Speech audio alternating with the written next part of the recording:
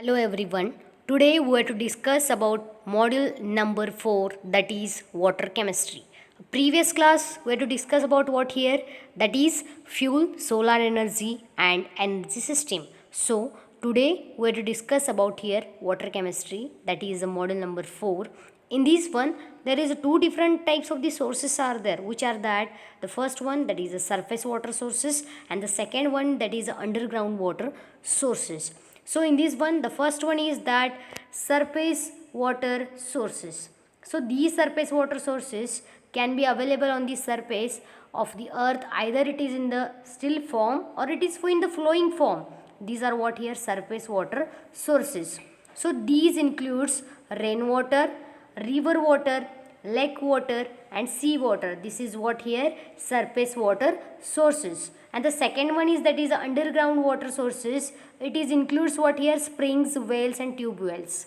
Okay, this is the difference between what here surface water sources and underground water sources. Okay, next one, that is impurities in waters. Which are that impurities in waters?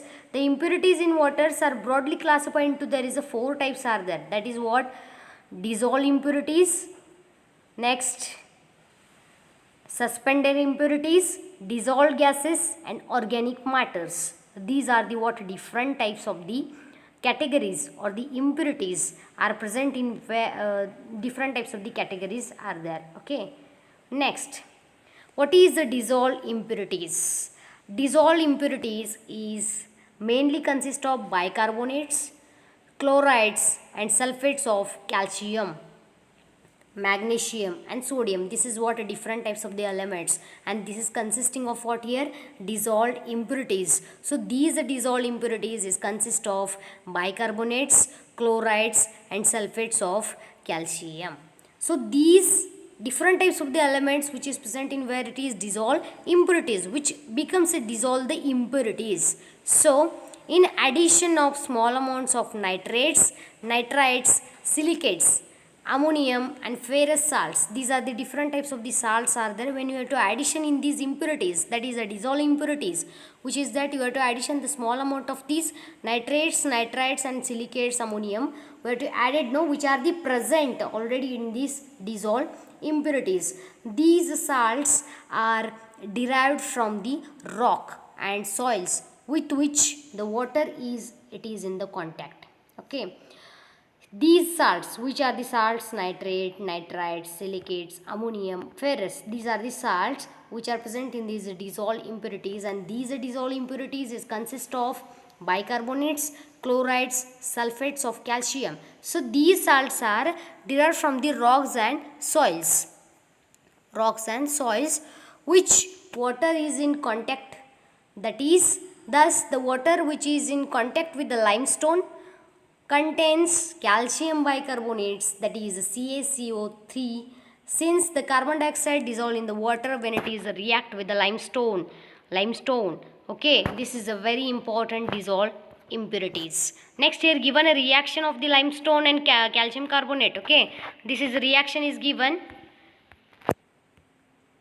calcium carbonates when it is react with the water and carbon dioxide, it gives to what here limestone. Okay, this is what limestone means, calcium and hydrogen carbides, it is a reactions. Okay, similarly when it is water, when it is contact with the magnesium magnetites, means magnesium bicarbonates, that time what happen, it gives to magnesium HCO3 twice, in the sense magnesium bicarbonates. Okay, so here limestone when it is contact with calcium carbonate, here magnetite when it is contact with what here water and carbon dioxides. Okay, so this is what here impurities. Next, suspended matter.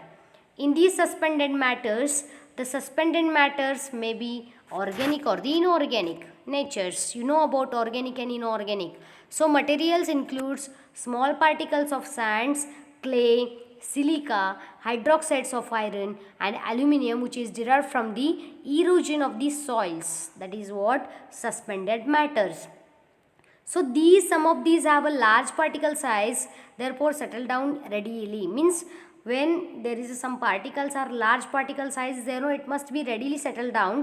Others are fine particles and colloids in natures.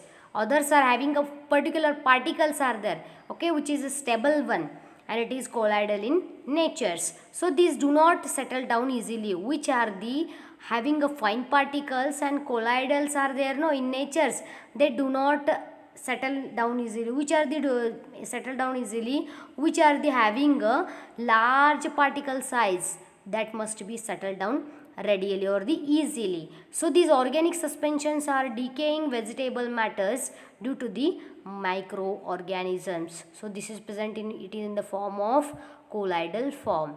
So this is in the presence of suspended matters, particular, that is a colloid particles and turbidity of to the water. Next, dissolved gases. Water contains dissolved gases such as oxygen, carbon dioxides, sulfur dioxides, ammonia and oxides of nitrogen, that all must be derived from atmosphere. That presence of the sulfur compounds is the water, which is gives to what here? Smell to the water. It must be impartial smells are there. When we are to add it, which amount of that compounds, that must be in sulfur form. Okay. Next,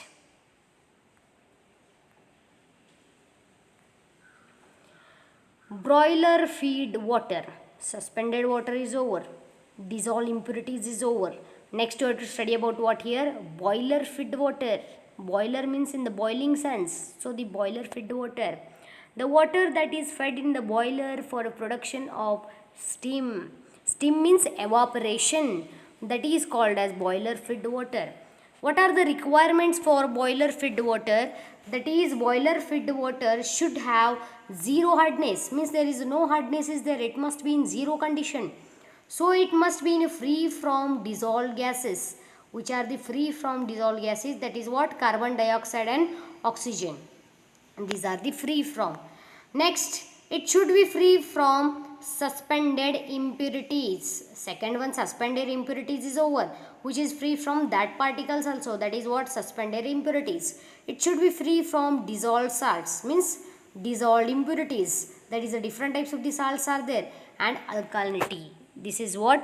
Requirements for boiler feed water. Next, what are the disadvantages? Means what are the limitations of using wear to hard water in the boiler? That time what happen? Scale and sludge formation, priming and foaming, caustic embristment and broiler corrosion. This is what here given diagram is given. In this diagram a given particular that must be limitations are there. It explain in this diagram.